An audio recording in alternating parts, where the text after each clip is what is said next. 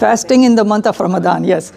Coming up for the one whole month, we are supposed to fast from dawn to sunset. It says in the Quran, chapter 2, verse number 183, that, O you who believe, fasting has been prescribed for you as it was prescribed for those before you. So when we are fasting, we are actually following the sunnah of Moses, Jesus, Abraham, and all the prophets and messengers. Two quick examples, Brother Ubaid. One of them would be, when Prophet Moses, peace be upon him, when he received the 10 commandments, it says in the book of Exodus, he was in the state of fasting. So we are fasting because he was fasting also.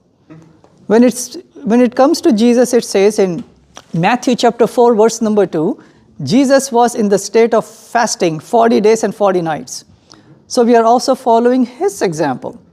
And obviously, fasting brings us close to God, discipline. Then when we break the fast with the date fruit, now we realize the blessings of God that we just take for granted.